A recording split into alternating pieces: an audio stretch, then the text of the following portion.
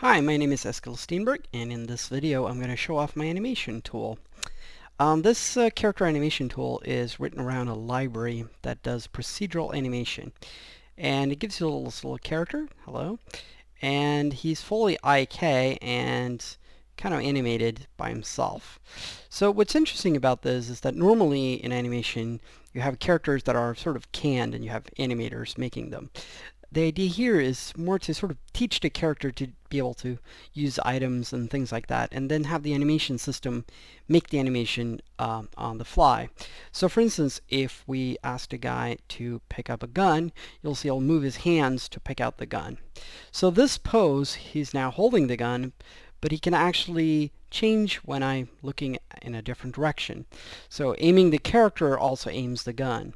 So this is obviously really good when you have a character that might be animated in a game and maybe controlled by artificial intelligence or even real players. So I can even turn on his walking and have him walk in a circle. And you can now see him sort of tracking around, managing to walk and animate in a reasonably realistic manner. So I'm trying to click on this little handle here. There we go. So now he's walking and aiming, and you can see he manages to deal with whatever input I throw at him. So this is kind of the very basic stuff, but let's actually figure out how all this stuff works. So I'm going to move him back to the center, and I'm going to ask him to put the gun away. There we go. So let's do some animation with this tool. So every animation in this tool is usually very simple, but they are relational. So to show you that, I'm going to show you how to animate a character pushing a button, which is a fairly standard thing in a lot of games. So I'm going to assume that this object here is the button that we want to press. So I'm going to start by adding a new clip. I can name it something, say button. There we go. And now I can move to this point in time. I can grab his hand. There we go. And move it into the button. Now you can actually attach this hand now to the button. There we go. So I'm going to go forward in time, and then actually have the character put a keyframe where he's pushing the button. Then I'm going to change these sort of in and out sliders to make them hug in a little bit. And now we're pretty much done with our animation. So now if I click back on my previous pose and I activate this, you can see he's moving to that point, press the button, and moves away.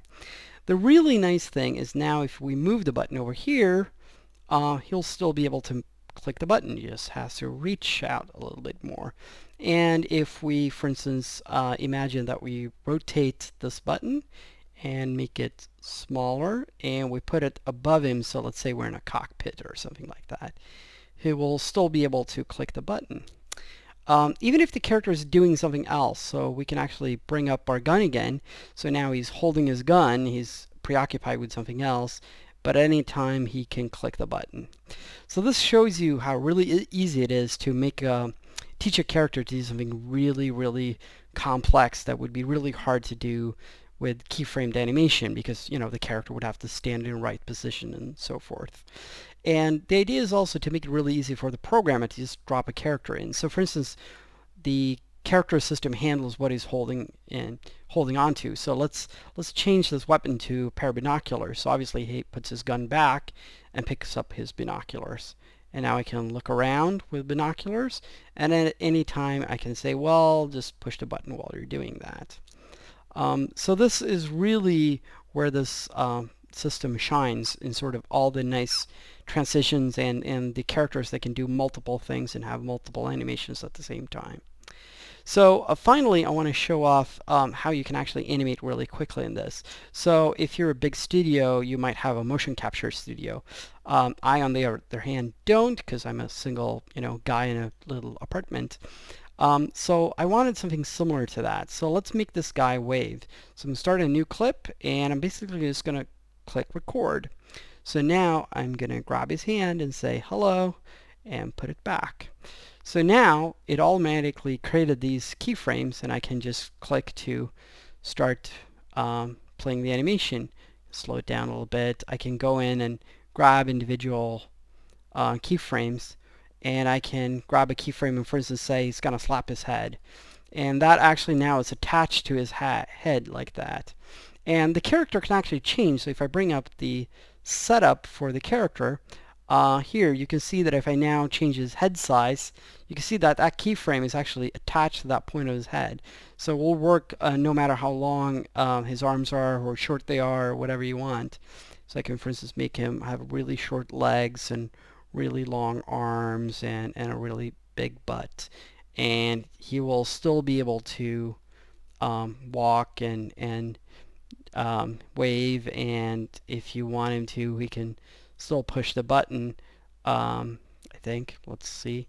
Yeah, there we go. We can't quite reach it. There you go. So this makes it incredibly versatile because you can use the same animation data for all kinds of characters, even if they have very different proportions. In the future, I want to develop this even further to have a lot more customizability and expressions and things like that, but I still think it's a very interesting tool to check out. You can download it for free along with the source code on my website at kelsolar.com and check out a lot of the other cool stuff that I've been working on. Bye.